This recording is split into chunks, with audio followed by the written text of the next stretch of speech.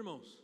Amém. Glória a Deus por essa oportunidade que temos de podermos juntos cultuar ao Senhor, receber dele uma porção da palavra, porque Deus sempre tem uma palavra para nós, não é verdade?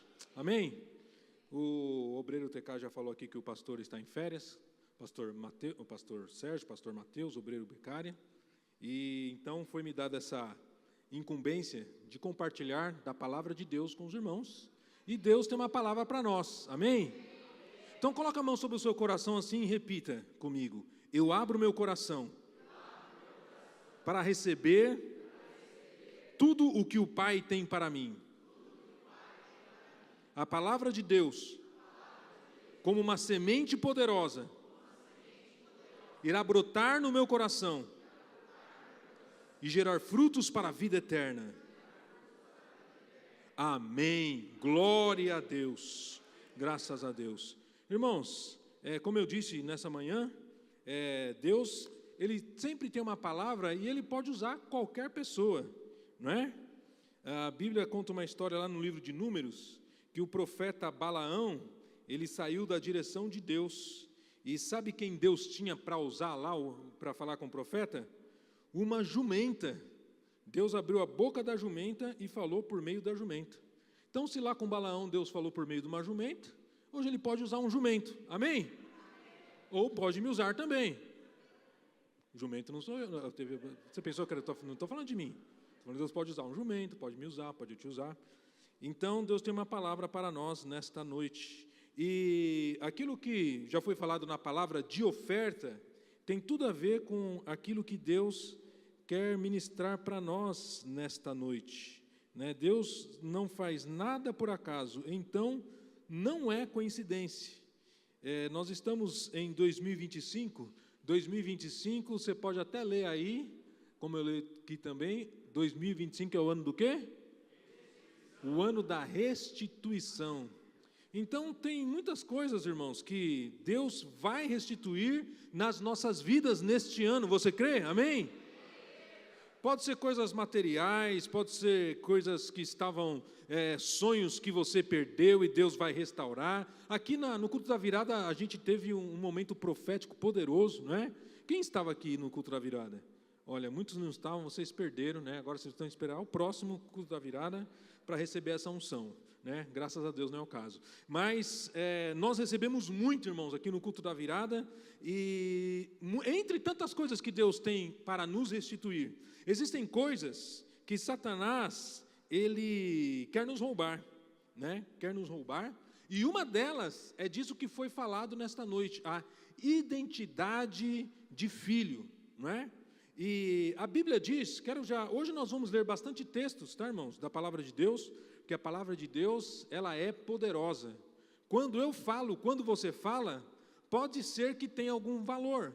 Quando você fala da parte de Deus, tem poder, mas já existe algo que Deus deixou aqui, que é a palavra dele, inspirada pelo Espírito Santo, que tem um valor incomparável. O poder da palavra de Deus, nada pode se comparar. E é por isso que nós vamos ler a palavra, é por isso que eu te sugiro, né, que você leia a Bíblia sempre, que você declare a palavra de Deus, né, os versículos da palavra, né, você pode pegar um texto da Bíblia, por exemplo, Salmos, às vezes eu faço, vira e mexe eu faço isso, pego um salmo lá e começo a declarar no meu momento de oração, porque a palavra de Deus não tem erro, se está escrito lá, Deus já assinou embaixo. Então, quando você declara a palavra de Deus, o poder de Deus é liberado sobre a sua vida, amém? E esse poder vai ser liberado sobre nós, por isso que nós vamos ler vários textos da palavra nesta noite. Obrigado.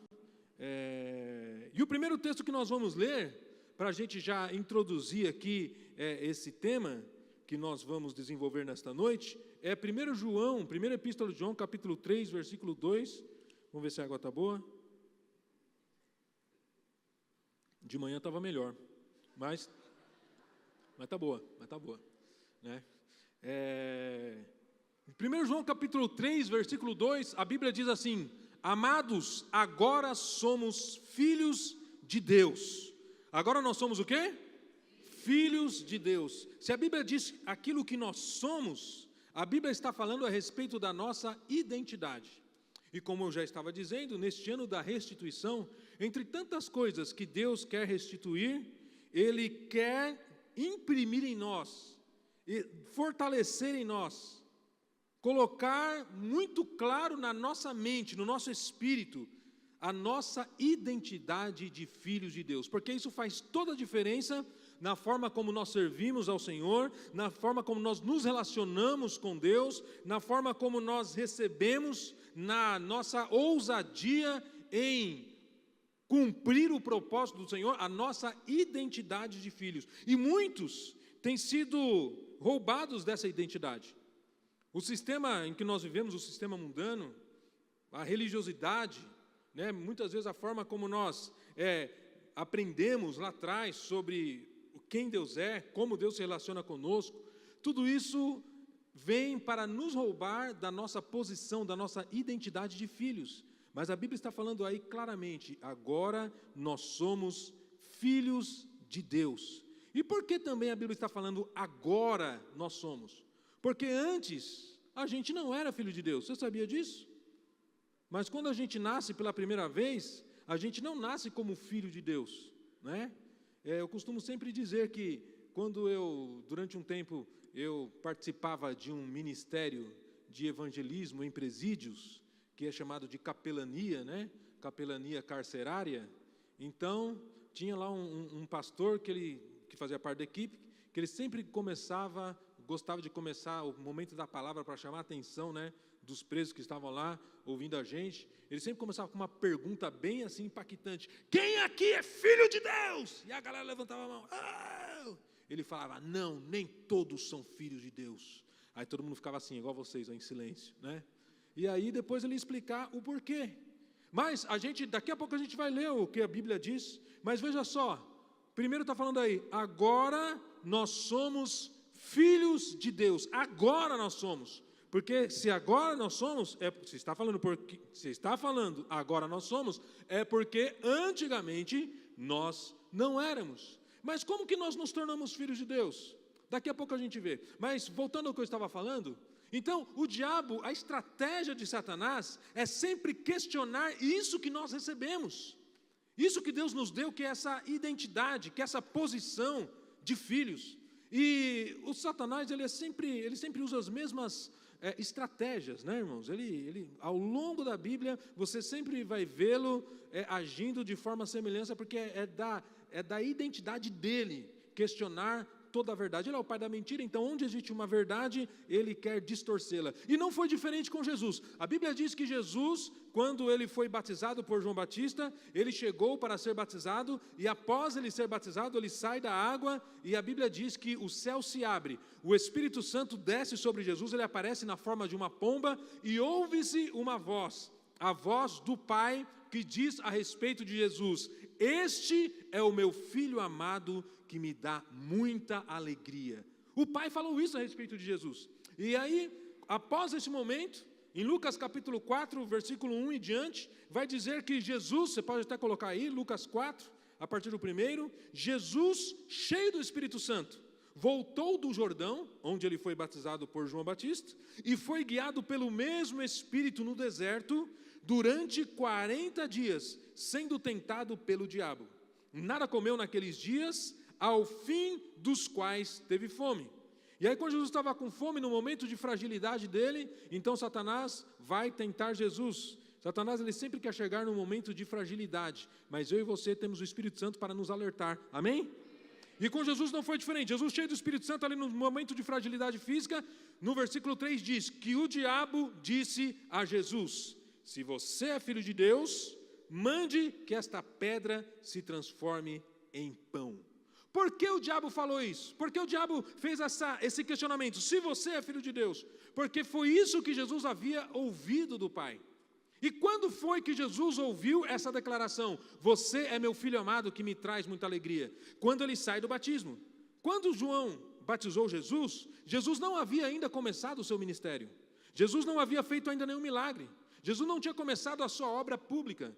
O que Jesus tinha feito até aquele momento, até os seus 30 anos, foi viver como uma pessoa normal na casa dos seus pais. A Bíblia fala no ministério de Jesus sobre Maria, mas não fala sobre José. Isso dá a entender que possivelmente ou provavelmente José havia falecido, e se esse foi o caso, Jesus então se tornou responsável pela sua casa. Se esse foi o caso, então Jesus trabalhou bastante para sustentar sua mãe, seus irmãos menores, e ele não tinha feito nada de extraordinário. Mas antes que Jesus fizesse algo de extraordinário, antes que Jesus começasse a cumprir a parte principal do seu ministério, o Pai já declarou: você é meu filho amado. Mas o que Satanás propõe aqui para Jesus? Uma dúvida: será que você é filho de Deus mesmo? E aí, parafraseando, o que Satanás faz com Jesus é o seguinte: me prova que você é filho de Deus transformando estes pães. Me prova que você é filho de Deus fazendo alguma coisa extraordinária que as pessoas poderão ver, que Deus poderá te aprovar, que Deus poderá te amar. O que o diabo estava propondo para Jesus era fazer alguma coisa para ser um filho amado. Você percebe? Qual que é a estratégia de Satanás? É fazer com que aquilo que nós já recebemos por fé, que é a filiação, a gente desconfie disso e queira fazer alguma coisa para provar que a gente é filho, queira fazer alguma coisa para sentir que a gente é filho. Mas você não precisa provar nada, nem para o diabo, nem para ninguém. Você e eu, nós simplesmente precisamos andar de acordo com aquilo que a palavra de Deus diz. E a palavra de Deus diz em 1 João 3:2, agora nós somos filhos de Deus. Você crê? Amém, glória a Deus, eu também creio. Mas como que a gente faz? Se agora nós somos filhos e antes nós não éramos, como se tornar filho de Deus? A Bíblia diz, a Bíblia mostra a receita. Em João capítulo 1, versículo 11, a Bíblia vai falar o seguinte: a Bíblia diz que Jesus veio, está falando de Jesus aí, Jesus veio para o que era seu e os seus não o receberam. Quem que era esse seu? Era o povo. Jesus era judeu, ele veio para o povo judeu, mas o povo judeu não recebeu Jesus. Mas o próximo versículo diz o seguinte: mas a todos quantos o receberam. Você recebeu Jesus na sua vida? Amém?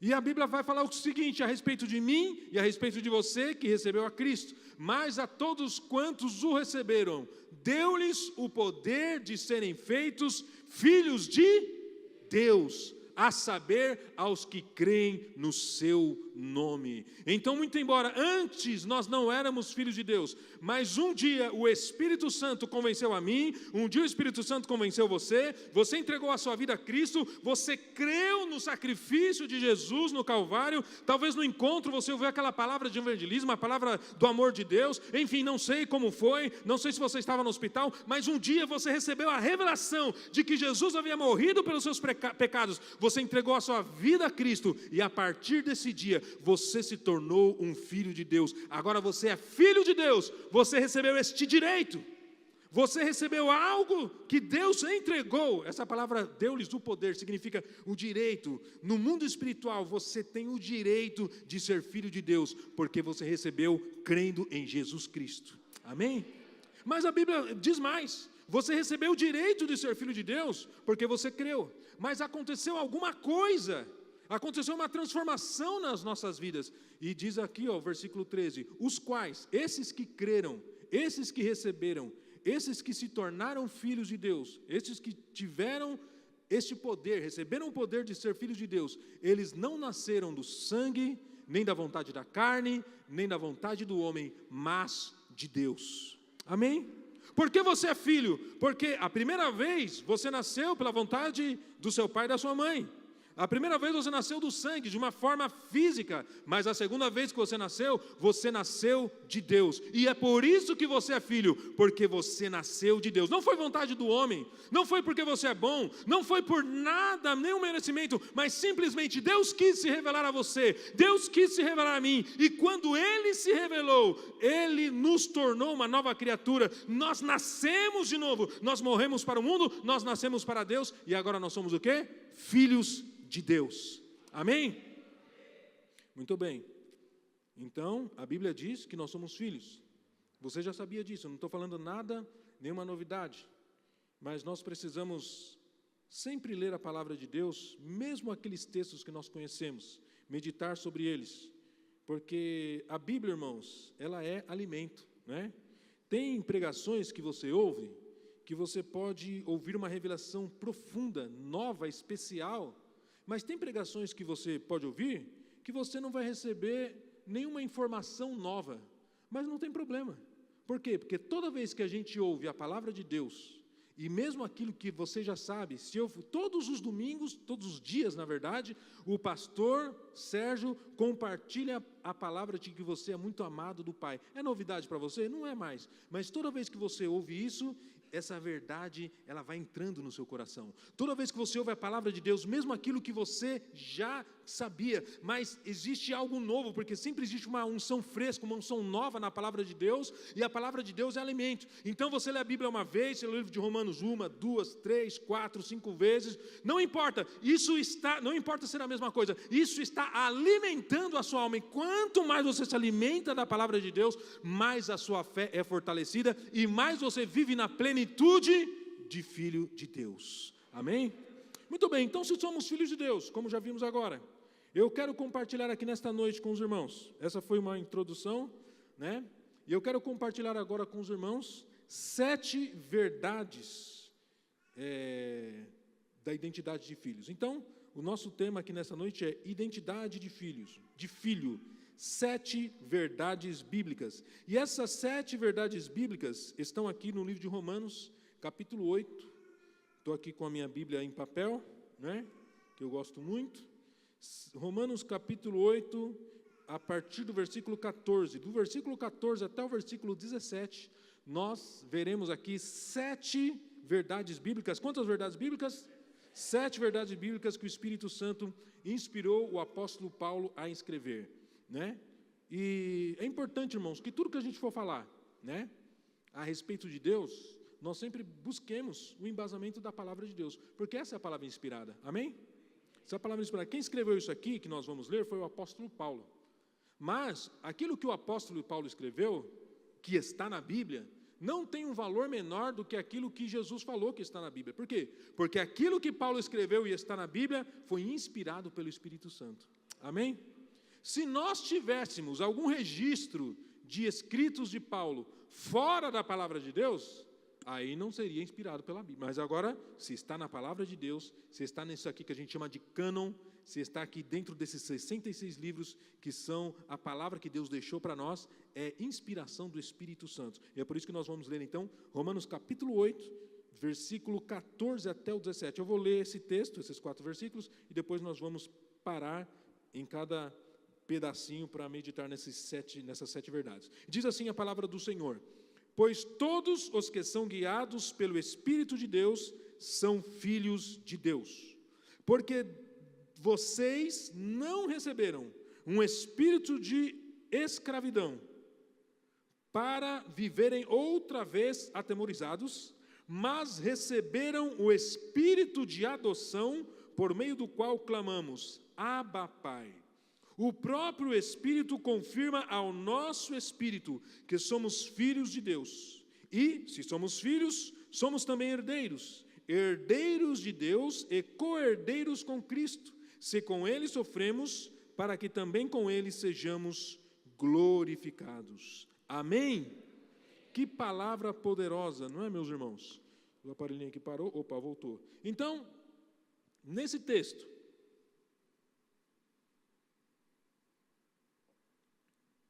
eu quero meditar aqui com os irmãos, chamar a tua atenção sobre 7 verdades, 7 revelações que falam, que são aspectos da nossa identidade de filhos de Deus, daquilo que Deus nos presenteia no nosso relacionamento com Ele, os recursos que nós temos, o poder que nós temos, a posição que nós temos como filhos do nosso Pai, que é Deus. E a primeira coisa que fala aqui, no versículo 14, diz o seguinte: pois todos os que são guiados pelo Espírito de Deus são filhos de Deus. Então, a primeira coisa, a primeira revelação que nós temos aqui, a primeira afirmação bíblica sobre os filhos que nós temos aqui nesse texto é: os filhos são guiados pelo Espírito de Deus. Amém? Filhos são guiados pelo Espírito de Deus. Você é filho de Deus, filha de Deus, amém? Então você tem dentro de você Ele não está fora, Ele não está simplesmente ao seu lado, Ele não vem quando você chama, não, Ele está dentro de você, o Espírito Santo, e Ele está aí para te guiar. Guiar em quê? Em tudo. A Bíblia diz, Jesus fala que, Jesus quando estava aqui na terra, Ele falou a respeito do Espírito Santo. Quando o Espírito Santo vier, Ele vos guiará em toda a verdade. Isso significa o seguinte, que a palavra de Deus que nós temos em nossas mãos, quem é que nos instrui para que a gente saiba como aplicar no nosso dia a dia, na nossa vida? É o Espírito Santo.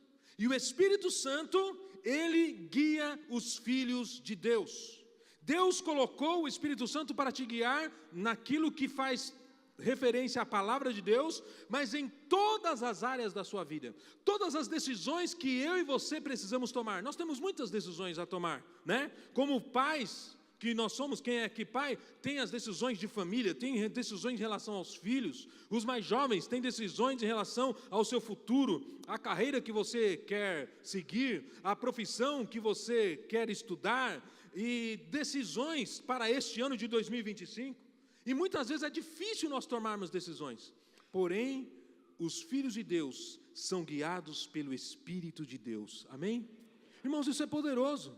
Isso faz com que eu e você não precisamos ficar dando cabeçada, né? No mundo as pessoas muitas vezes se desesperam porque tomam decisões erradas. Isso não quer dizer que a gente nunca vai tomar uma decisão errada. Não, nós podemos, e muitas vezes acontece da gente tomar decisão errada. Mas nós temos um guia, nós temos alguém para nos dirigir, nós temos alguém para nos esclarecer a respeito da vontade de Deus. Ele está comigo, Ele está com você, você é filho, e você tem o Espírito Santo, então use esse recurso que Deus te deu. Quando você for tomar uma decisão, não tome uma decisão simplesmente pela aparência, simplesmente pelo contexto, não, busque a direção de Deus, amém?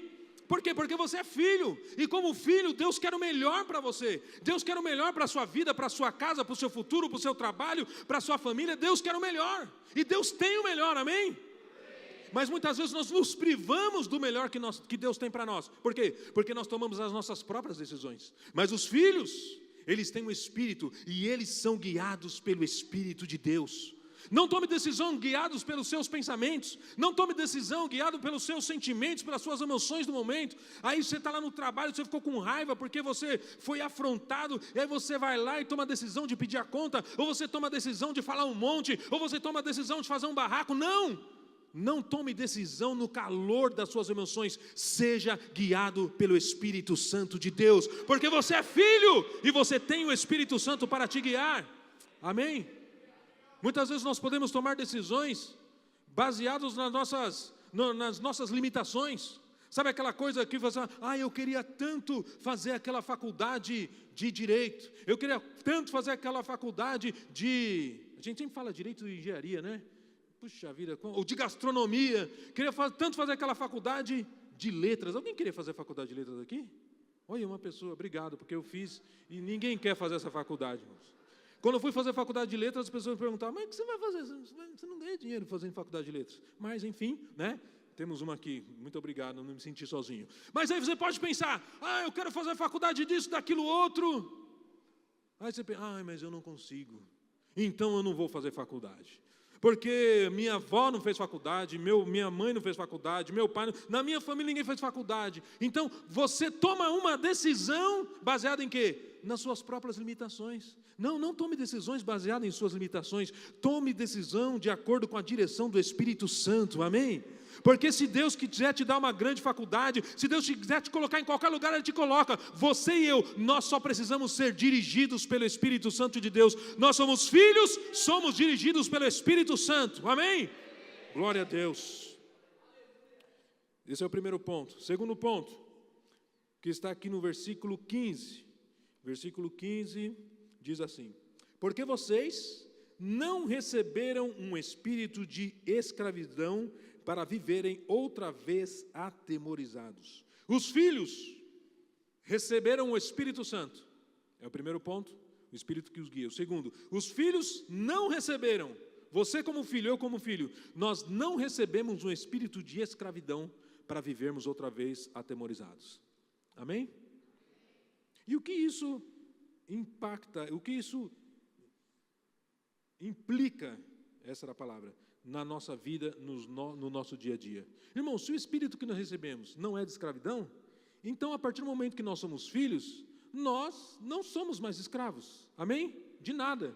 O obreiro TK falou aqui a respeito daquele filho mais velho, que tinha uma mentalidade de escravo em relação ao seu pai, né? E muitas vezes nós temos essa mentalidade de escravos em relação a Deus. O que é uma mentalidade de escravo? Nem vou usar a palavra escravo, mas para ficar mais claro para nós, no nosso contexto, uma mentalidade de empregado, de funcionário, né? Essa era a mentalidade do filho mais velho. Eu vou fazer aqui e no final meu pai vai me dar o salário. Mas quem faz as coisas para o pai pensando em salário? Ninguém, né? Tem alguém que faz ali? Apontou ali? É isso? Não? Muito bem. Mas aquilo que a gente faz para o nosso pai, para a mãe dentro de casa, não é troco de salário, porque a gente é filho, o relacionamento ali, a relação é diferente. Então, nós não somos empregados simplesmente de Deus, do nosso Pai. Não, Deus é nosso Pai. Se Ele é Pai, nós somos filhos. Então, o Espírito, nós não recebemos o Espírito de escravidão, nem em relação a Deus, nem em relação a qualquer outra coisa. Um espírito de escravidão para viverem outra vez atemorizados. Na NVT diz assim, pois vocês não receberam um espírito que os torne de novo escravo medrosos. Então tem aqui no texto, vocês não receberam um espírito para viverem outra vez. E aqui diz, na NVT, vocês não receberam um espírito que os torne de novo escravos medrosos. Por que de novo? Por que outra vez? Porque, irmãos, esse é o estilo de vida do mundo, né? Eu até comentava hoje aqui pela manhã, que me ocorreu, e é bem interessante, o mundo, ele vive em função do medo, irmãos. E os historiadores, não apenas historiadores, mas as pessoas que estudam as civilizações, a história da humanidade, eu esqueci agora o nome dessa especialidade, mas, enfim, os estudiosos, eles dizem que existem duas situações, dois contextos, que são os contextos de maior avanço da humanidade. Na história, a humanidade teve maior avanço tecnológico, de desenvolvimento, quando aconteceram duas situações. Uma delas é a seguinte, guerras. Quando acontecem guerras, então a humanidade evolui, se desenvolve em termos de tecnologia, de conhecimento. Sabia disso? E por quê? Porque tem lá um país guerrando contra outro país. Então, cada um vai buscar os melhores armamentos, as melhores tecnologias, até o Fusca, né? O Fusca foi inventado pelo Hitler, sabia? Né? Então, você que tem Fusca, cuidado, hein? Para não virar nazista, né? Pois bem, e é um carro maravilhoso, né? Na época. Por quê? Porque foi projetado para atravessar o deserto, né, sem precisar de água no motor, enfim, os mecânicos vão entender melhor do que eu. Mas é assim que a humanidade funciona. O ser humano sem Deus, ele é tão distorcido na sua natureza, aquela natureza perfeita que Deus criou. Quando Adão pecou, o pecado, ao entrar no homem, ele causou uma corrupção tão grande, que é muito mais fácil a humanidade evoluir pelo mal do que pelo bem, não é? Então, em ambientes e em situações de guerra, então os envolvidos ali na guerra vão buscar novas formas de destruição, e isso, aquilo, outro, e isso avança o conhecimento em tantas outras áreas. Eu estou falando isso por quê? Por quê? Porque a humanidade vivendo em função do medo. Esse era o nosso estilo de vida, esse é o estilo de vida das pessoas, da nossa sociedade, das pessoas sem Deus. Por isso que diz, vocês não receberam o espírito de escravidão para viverem outra vez com medo. Porque esse é o nosso estilo antigo. Mas hoje nós temos uma nova vida. Segundo Coríntios 5,17 diz, se alguém está em Cristo, é uma nova criatura. As coisas velhas já passaram, o medo já passou, o terror já passou, o pavor já passou, a condenação já passou. Agora é coisa nova, porque agora você é filho. Glória a Deus.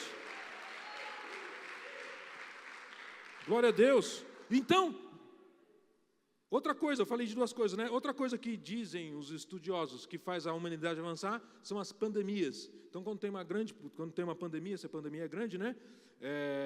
Então, vai em busca de medicamentos, vai em busca de modo de resolver problemas numa situação de pandemia, e a gente viu isso agora em 2020, né? Em 2020 houve muito avanço de ferramentas de trabalho remoto e, enfim, tantas coisas.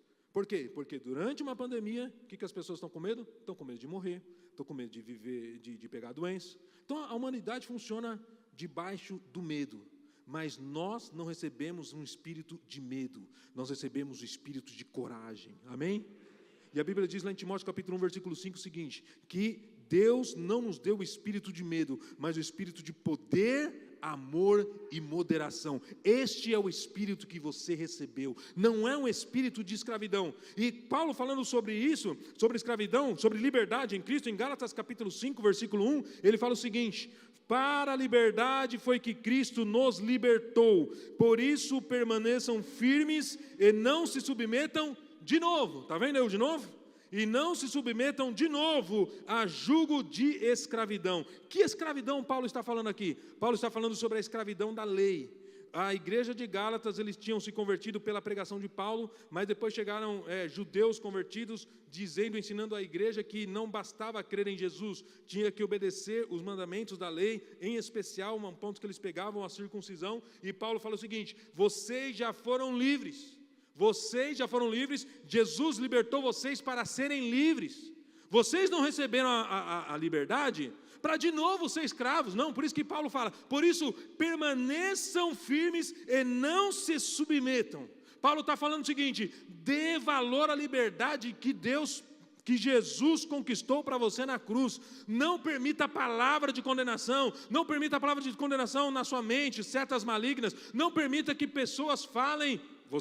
Não tem como impedir que as pessoas falem, então vou melhorar a minha frase. Não permitam que aquilo que as pessoas falam entre no seu coração e leve você a pensar que Deus não te ama, que você precisa fazer por merecer. Não, se mantenha firme. Paulo fala, permaneçam firmes e não se submetam, a cada dia declara: eu sou filho, a cada dia declara: eu sou amado, a cada dia declara: o favor de Deus está sobre mim, a cada dia declara: eu estou diante de Deus, não por minha escolha, mas eu amo, porque Ele me amou primeiro. Não se submeta, glória a Deus. É isso que Paulo está falando. Foi para a liberdade, não se submeta, escravidão da lei. E no capítulo 2 de Gálatas, versículos 19 e 20, Paulo fala: porque eu, mediante a própria lei, morri para a lei, a fim de viver para Deus. Estou crucificado com Cristo, logo já não sou eu quem vive, mas Cristo vive em mim. Paulo fala: eu estou crucificado com Cristo. Então assim, da mesma forma que ele foi como filho, Paulo está falando, ele já não era mais escravo da lei. E aqui, lá em Gálatas capítulo 5, e aqui ele está falando, ele também não era escravo do pecado. Por quê? Porque ele já tinha morrido. Quem morreu? Quem morreu foi o velho homem. Quem morreu foi a velha natureza. E agora nós somos o quê? Nós fomos crucificados com Cristo. Já não sou eu quem vive, mas Cristo vive em mim. Então nós somos livres do pecado, nós somos livres da lei, nós fomos libertos por Cristo. Por quê? Porque o Espírito que nós recebemos como filho é um Espírito que não é Espírito de escravidão. Nós recebemos o Espírito de liberdade. Amém? Portanto, se você tem essa convicção, se você tem essa revelação, se você está recebendo a palavra de Deus, não se submeta a nenhum tipo de escravidão, nem escravidão da lei e nem escravidão do pecado. Muitas vezes nós, como filhos de Deus, nós pensamos assim: puxa, eu não consigo me libertar desse pecado, eu não consigo parar com essa prática, eu não consigo me libertar deste vício. E essa linguagem não é uma linguagem muito adequada, né? Eu não consigo me libertar, porque na verdade a gente não consegue se libertar de nada. Nós fomos livres por Cristo, amém? Nós já recebemos a liberdade. O que nós precisamos fazer? Nós precisamos declarar isso. E nós precisamos, como disse Paulo, nós precisamos, volta lá para mim, em Gálatas 5:1, como disse Paulo, permanecer firme e não nos submeter de novo a jugo de escravidão. Quando você recebeu Cristo como seu Salvador, você já recebeu a liberdade. Agora, por que então, se eu receber a liberdade, por que então eu continuo praticando, continuo no vício, enfim, na pornografia, eu não consigo libertar disso? Por quê? Por algumas razões, mas rapidamente eu quero falar o seguinte: Quando nós recebemos a liberdade, quando nós recebemos Cristo no nosso coração, quando nós recebemos o Espírito Santo, nós recebemos o poder para sermos livres. Mas o que acontece? O que acontece é que existe a carne e existe o Espírito. E nós precisamos fazer o quê? Nós precisamos deixar o Espírito fluir. Paulo, ele dá a receita. E no livro de Gálatas, capítulo 5 mesmo, ele fala o seguinte: andem no Espírito e vocês jamais satisfarão os desejos da carne. Então o que acontece? O que acontece é que eu não preciso tentar me libertar, eu simplesmente devo deixar o Espírito fluir. Eu simplesmente devo deixar. E como que eu deixo o Espírito fluir? Nós vamos falar um pouco mais para frente, mas eu vou falar agora, é declarando a palavra de Deus. Porque lá em Efésios capítulo 5, a partir do versículo 18, Paulo fala o seguinte: enchei-vos do Espírito, falando entre vós, conforme eu declaro a palavra de Deus, conforme eu declaro eu sou filho, conforme eu declaro eu sou a justiça de Cristo, conforme eu declaro eu sou liberto, conforme eu declaro o diabo não tem poder sobre a minha vida, conforme eu vou declarando, conforme eu declaro na minha vida, conforme eu declaro na vida do outro, conforme eu me aproprio dessas verdades, o Espírito vai fluindo, o Espírito vai fluindo, o Espírito vai me limpando, e a tristeza vai saindo, e a mágoa vai saindo, e o perdão vem, e o vício vai embora. Por quê? Porque não sou eu, é o Espírito que está fluindo, e está me livrando, e está me libertando, e está me transformando, porque o Espírito que recebemos é um Espírito de liberdade, não de escravidão. Amém? Por isso escravidão não tem nada a ver com a sua natureza. Você e eu, nós não podemos admitir na nossa vida nenhum tipo de escravidão. Por quê? Porque não faz parte de nós. Agora, se você achar que é pelas suas próprias forças, não vai dar certo. Mas quando você entender que você precisa deixar o Espírito fluir, quando você entender que você precisa investir no seu relacionamento com Deus, quando você entender que você precisa simplesmente deixar a palavra fluir, amém? Vai acontecer. Porque muitas vezes a gente faz, né? Eu acho que eu já fiz isso, muitas vezes. Chega no começo do ano,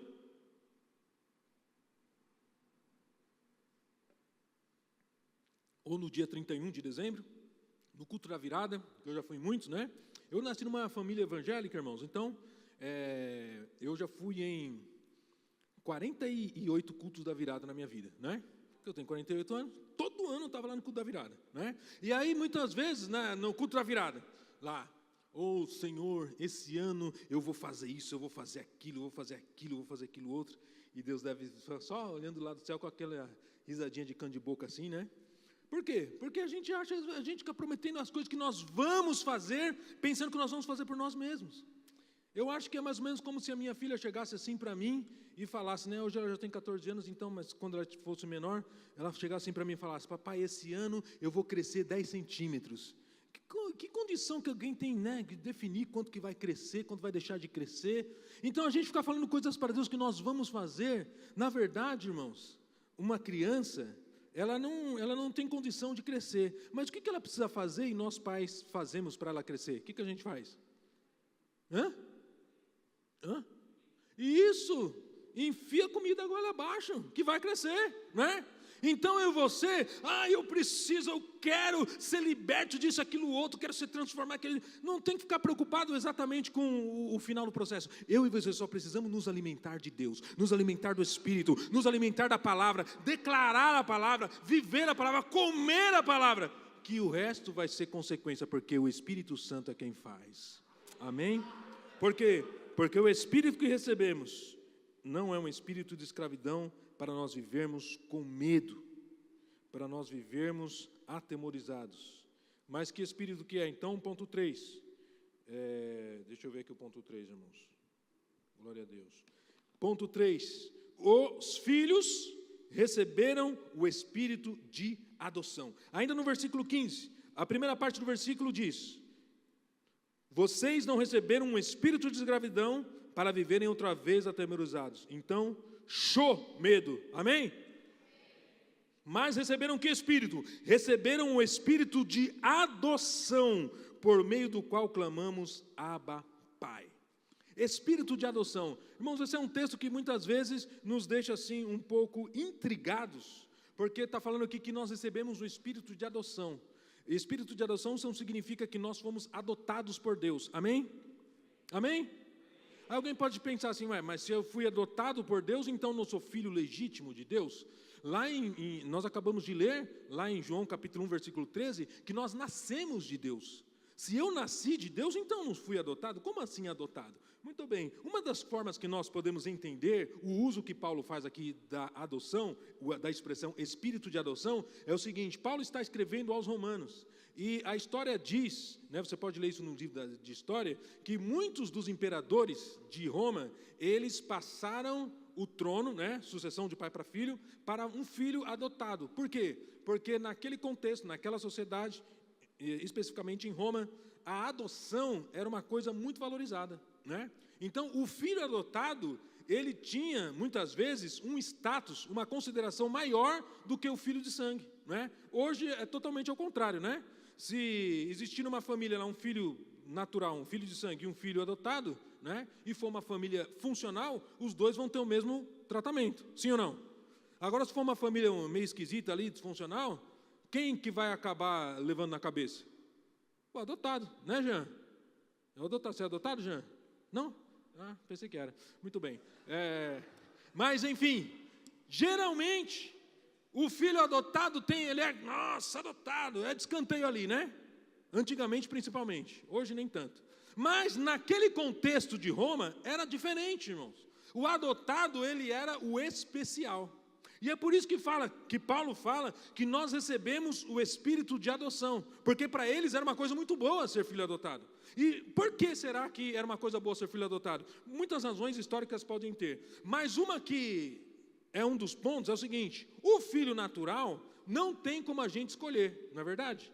Não tem como você escolher, vou ter um filho, e o filho vai ser assim, o filho vai ser assado, Pastor Mateus falou que ele estava orando aqui para a filha dele nascer com olho azul, não nasceu, mas enfim, ele não teve como escolher, ele só podia fazer o quê? Orar, Então, quando a minha esposa estava grávida também, eu estava orando, Senhor, que veio um casal de gêmeos, que eu queria matar a fatura logo de uma vez, mas não veio, porque não tinha como escolher, não tem como escolher, o filho natural vem o que Deus mandar, amém?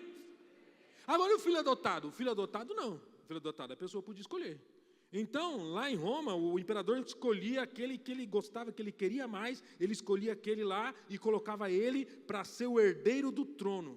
Então, irmãos, quando está falando aqui que nós recebemos o espírito de adoção, é que está falando a respeito da escolha de Deus. Aliás, biblicamente, quando a gente lê lá em Romanos capítulo 9, versículo 4, você pode até colocar aí, Romanos 9, 4, Paulo falando a respeito do povo de Israel, fala o seguinte: são israelitas, está falando a respeito do povo de Israel, dos judeus, e Paulo fala a respeito deles, a eles pertence o quê? A adoção, assim como a glória, as alianças, a promulgação da lei, o culto e as promessas. Então, entre tantas coisas com que Deus agraciou o povo de Israel, a primeira coisa que Paulo menciona aqui é a adoção. O que significa isso? Entre todos os povos da terra, Deus escolheu Israel. Amém? Então, quando Paulo fala, nós recebemos o espírito de adoção, é que nós fomos feitos filhos de Deus, e Deus, quando Ele me escolheu, quando Ele te escolheu, Ele escolheu você, do jeito que você é, assim como alguém lá em Roma Antiga, escolhia lá uma pessoa com determinadas características, para colocá-lo na sucessão do trono, Deus escolheu você, com as suas virtudes, os seus defeitos, com o seu jeito de ser, com as suas fraquezas, com as suas fortalezas, Deus olhou para você e falou assim, eu quero essa, você é filho adotado, você é filho escolhido de Deus, Deus te escolheu do jeito que você é. Não queira você mudar, ser diferente para Deus te amar mais ou fazer alguma coisa na sua vida, não. Deus escolheu você do jeito que você é. Você precisa acreditar nessa verdade. Você é amado, você foi escolhido, você foi chamado por Deus. Por isso que a Bíblia está falando que nós recebemos o quê? O espírito de adoção. Que coisa maravilhosa, irmãos. Nós fomos escolhidos, Deus olhou você, Deus me olhou, e Deus quis salvar você e a mim, e nos escolheu para a gente reinar também, amém? Glória a Deus. Então esse é o terceiro ponto. A quarta verdade que a Bíblia nos menciona aqui, eu preciso tomar cuidado para não falar demais, porque de manhã eu falei demais. A quarta revelação, quarta verdade bíblica que a palavra de Deus nos mostra aqui, nesse texto, ainda no versículo 16, não, agora é o próximo, versículo 16, está falando aqui, o próprio Espírito confirma ao nosso espírito que somos filhos de Deus. Glória a Deus. Então os filhos têm sua identidade confirmada pelo Espírito. Amém? Na história que nós lemos, quando Jesus estava ali no deserto, Satanás chega para Jesus e fala: se você é filho de Deus, transforme esta pedra em pão. E aí Jesus responde, uma curiosidade bíblica, Lucas 4,4 é igual a Mateus 4,4, depois você pode conferir, né? Então em Lucas 4,4 ou Mateus 4,4, que dá no mesmo, Jesus fala o seguinte: nem só de pão viverá o homem, mas de toda a palavra que sai da boca de Deus. Porque Jesus não precisava provar nada para ninguém, muito menos para o diabo, não é verdade? Então, e eu, e você, como que a gente vai provar? Como que eu vou provar para mim mesmo que eu sou filho de Deus? Existe uma prova. Sabe qual que é a prova? É o Espírito Santo na sua vida. Amém? Essa é a prova. E muitas vezes quando a gente comete os nossos deslizes, erros, né? Um pecado, uma coisa que, uma tentação que eu caí, que você caiu, e aí vem aquele pensamento: ai, será que Deus está comigo porque eu pequei? Claro que Deus está com você. Porque só o fato de você se sentir mal ao pecar significa que você tem o Espírito Santo. E o Espírito Santo, ele é a prova de que você é filho de Deus. A Bíblia diz lá no livro de Efésios que o Espírito Santo é o penhor, é a garantia. A garantia de que nós vamos estar eternamente com Deus é o Espírito Santo dentro de nós. Então esse Espírito que está dentro de nós, ele é quem testifica no nosso coração. Ele é quem testifica no nosso espírito, no nosso interior. Nós temos uma convicção, nós acreditamos na palavra por fé, não é por questões exteriores, não é por teorias, não é por teoremas, não é por cálculos, é algo que Deus nos deu, Deus nos entregou, a fé. E essa fé que nós recebemos, quando nós abrimos o nosso coração, o Espírito veio e fez morada em mim, fez morada em você. Você tem o Espírito Santo, Ele é quem testifica que você é o filho, você é uma filha de Deus. Amém? Porque é importante nós falarmos isso, que é o Espírito quem testifica.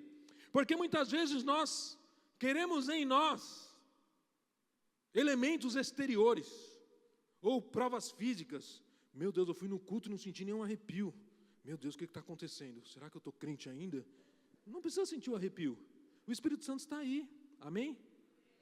E a Bíblia diz que o Espírito Santo, ele confirma ao nosso espírito. É Ele quem é que traz essa convicção. Agora, e quando nós? Se nós não precisamos de provas concretas, nós precisamos de convicção, sim. E quando nós achamos que a nossa convicção está lá embaixo, como faz para aumentar essa convicção? É só deixar o Espírito Santo fluir. Amém?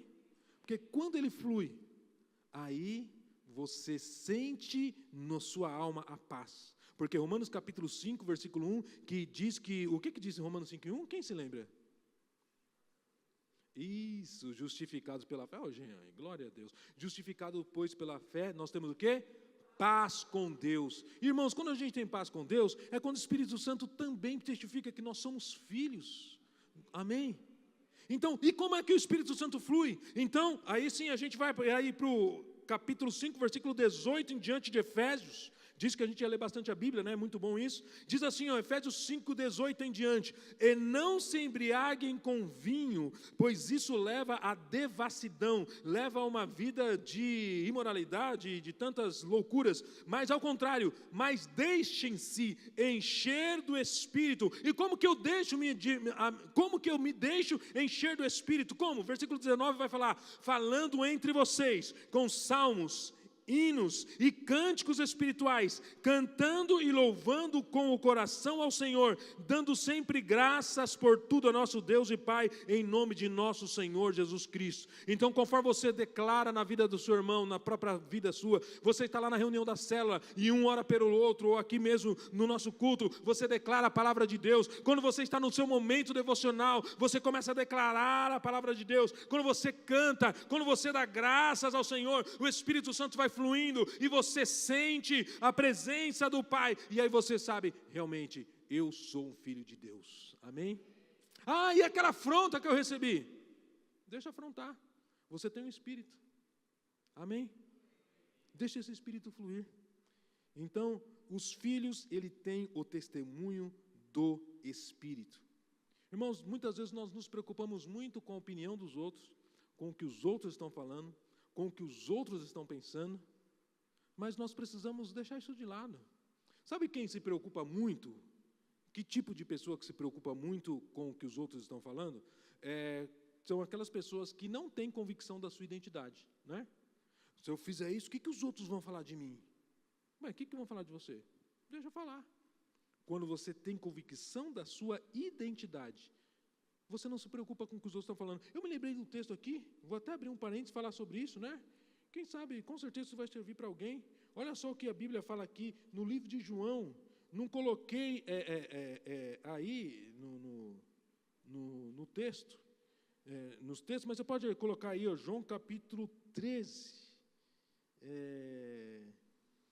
Olha só o que diz aqui, João capítulo 13, versículo 2, vai falar de algo que Jesus fez. Jesus, ele era o mestre, Jesus era o rabino, Jesus era uma pessoa muito importante ali, dentro do grupo dos discípulos, certo? Jesus era o famosão, Jesus era o Filho de Deus, Jesus era o líder, Jesus era o mestre, Jesus era o chefe, Jesus era o Senhor, Jesus era e é Deus, amém? Mas o que acontece? Esse dia, esse Jesus, que era tudo isso e muito mais, ele se propõe lavar os pés dos discípulos. O que era o serviço de lavar o pé? O serviço de lavar os pés era do escravo mais ralezinho da casa. Ele que lavava os pés dos visitantes. Porque naquela época as pessoas andavam de sandálias, né? E não tinha asfalto, com os pés empoeirados. E aí, não sei, né? Talvez tinha frieira, talvez tinha ali um pé um pouco meio sujo.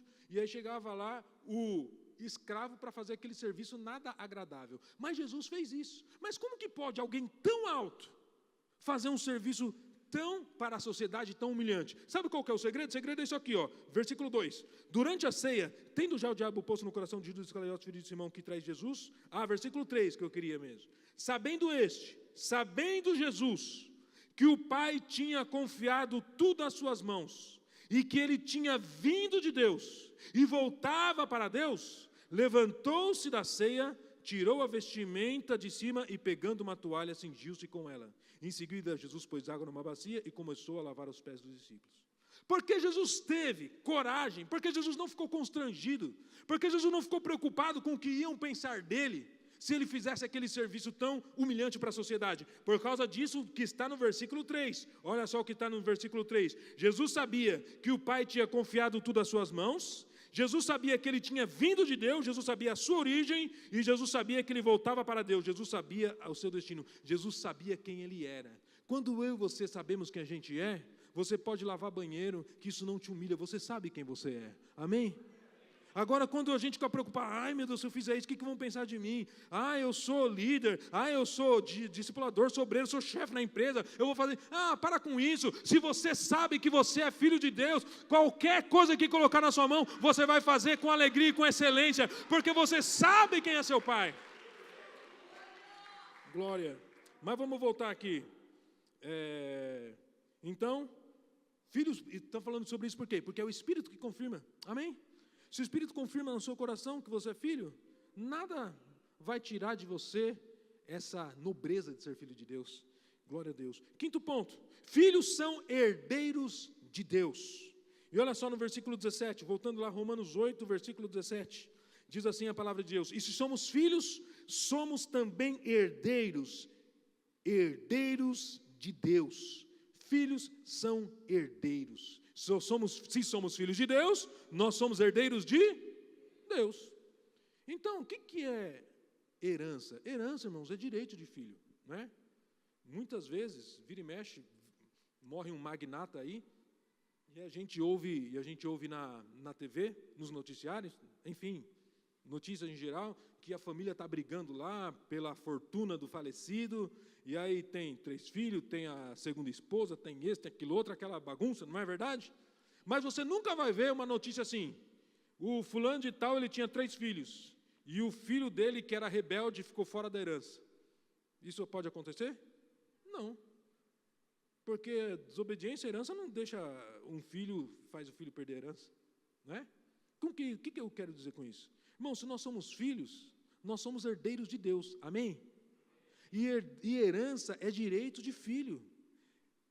Herança é direito de filho simplesmente porque o filho é filho. Não é porque o filho é bom, não é porque o filho é perfeito, Não é porque o filho leu a Bíblia 30 vezes. Não é porque o filho jejua 2 vezes por semana, igual aquele fariseu que Jesus contou a história. Não, se você é filha, se você é filho, você tem direito à herança, amém?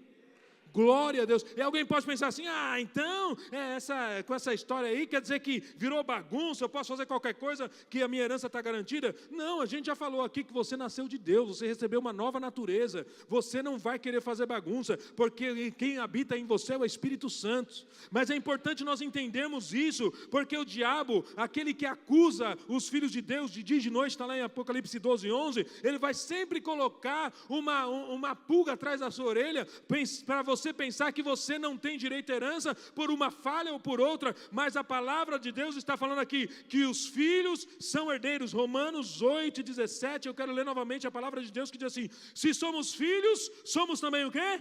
Herdeiros, herdeiros de Deus. Tudo o que Deus tem como herança, você tem direito simplesmente pelo fato de você ser filho. Amém? Mas qual que é a herança que Deus tem para nós? Então, Efésios capítulo 1, versículo 3, Paulo, ainda inspirado pelo Espírito Santo, ele vai falar o seguinte, em Efésios 1, 3, bendito seja o Deus e Pai de nosso Senhor Jesus Cristo, que nos abençoou com todas as bênçãos espirituais nas regiões celestiais em Cristo. Esta é a sua herança, todas as bênçãos espirituais nas regiões celestiais. É isso que você tem direito, é isso que já é seu, porque você é um filho de Deus. Amém? Isso aqui você não precisa conquistar, isso aqui você não precisa ser bom para que você tenha acesso, não, isso já é seu, você é filho, você é herdeiro de Deus. E o que significa, e o que está incluso na herança? Todas as bênçãos espirituais, amém? São todas as bênçãos, mas não é qualquer tipo de bênção, todas as bênçãos o quê? Espirituais. Então aqui, se é bênçãos espirituais, então não está incluso aqui casa na praia, não está incluso aqui 1 milhão no banco, porque são bênçãos espirituais. Mas quando a Bíblia deixa claro bênçãos espirituais, eu entendo que não é com o propósito de restringir, de deixar alguma coisa de fora, né? Para você olhar assim e pensar, puxa vida, eu queria emprego, mas emprego não é bênção espiritual, então não vai adiantar nada. Não. Aqui está falando que nós fomos abençoados com todas as bênçãos espirituais, porque as bênçãos espirituais são as melhores bênçãos que nós podemos receber. Amém? Aqui está falando o seguinte, se você é um líder, então existe provisão de bênção espiritual, a autoridade do Senhor para a multiplicação da sua célula. Amém? Se você é alguém que é um líder em treinamento, existe provisão de Deus, coragem, para você dizer sim, na próxima multiplicação, eu vou me posicionar, eu não sei, eu não posso, eu não consigo, mas eu sei que eu sou herdeiro, todas as bênçãos estão à minha disposição, eu vou para frente, amém? Todas as bênçãos espirituais, significa que lá no seu trabalho, na sua escola, tem alguém que é oprimido por Satanás, que ele foi lá em algum lugar, fez um pacto, está cheio de demônio, você é herdeiro, você tem poder de Deus para ordenar e o demônio vai ter que sair fora, porque você recebeu todas as bênçãos espirituais. É disso que Jesus está falando. E o resto? E o emprego? Vai vir, porque Jesus falou, buscar em primeiro lugar o reino de Deus, sua justiça, e essas coisas que Jesus está falando de provisão, serão acrescentadas. Então a herança, irmãos, é aquilo que Deus tem de mais precioso, é para mim e é para você, amém? Então jamais em momento algum, sinta-se incapaz, eu não posso, eu não consigo, porque de fato você não pode, não consegue, mas não é sobre você, não é a respeito de você, é porque você é filho, você tem um Espírito Santo, você tem direito à herança de Deus, e Deus colocou, Deus te escolheu, Deus te adotou, porque Deus quer que você reine com Ele, amém? Então, número 5, filhos são herdeiros de Deus. Mas e o número 6? A continuação no versículo 17, que diz aqui a palavra de Deus, se somos filhos, somos também herdeiros. Herdeiros de Deus e co-herdeiros com Cristo. Filhos são co-herdeiros com Cristo. O Espírito Santo, ao inspirar Paulo para escrever essa palavra, esse texto que nós estamos lendo, ele fez essas duas classificações, né? Herdeiros de Deus e co-herdeiros com Cristo. E não é sem razão, tem uma razão, né?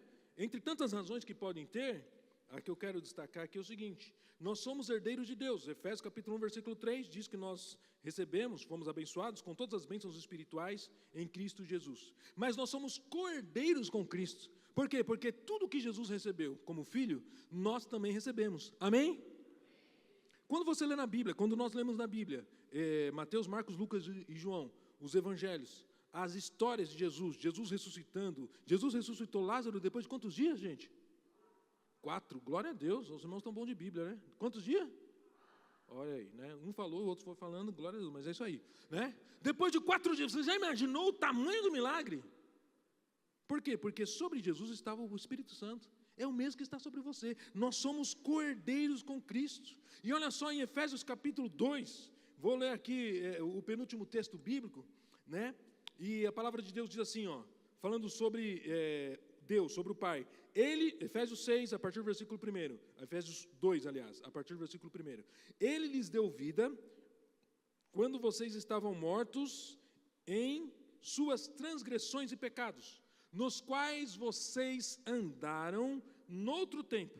Antigamente nós andávamos assim, ó, é uma descrição que a Bíblia vai fazer, segundo o curso deste mundo, ou seja, indo junto com a galera, né, para tudo quanto é tipo de carnalidade, segundo o príncipe da potestade do ar, está falando do diabo, né, fazendo a vontade do diabo, do espírito que agora atua nos filhos da desobediência. Então, antigamente, nós estávamos e éramos também filhos da desobediência. O que é filhos da desobediência?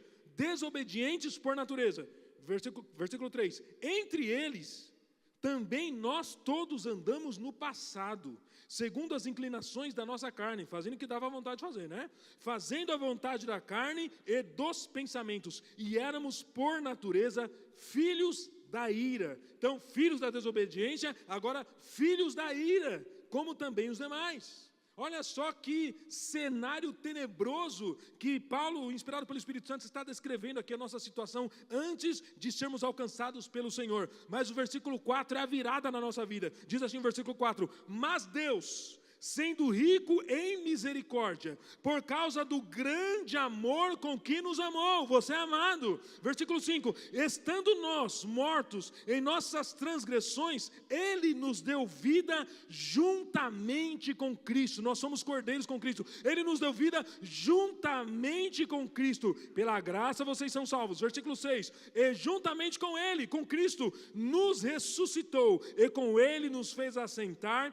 nas regiões celestiais em Cristo Jesus. Nós estamos assentados nas regiões celestiais com Cristo Jesus. Nós estamos numa posição acima dos principados, acima dos demônios, acima do pecado, acima desse sistema do mundo, porque nós somos co-herdeiros com Cristo. Nós estamos numa posição de vitória. É por isso que a Bíblia diz que nós somos mais do que vencedores por meio daquele que nos amou. Você não precisa viver de acordo com com seus pensamentos, de acordo com as suas possibilidades, de acordo com os seus recursos. Por quê? Porque você é co-herdeiro com Cristo. Você está sentado numa região celestial. Você simplesmente precisa desfrutar pela fé da autoridade que Deus já te deu. Você é co-herdeiro com Cristo.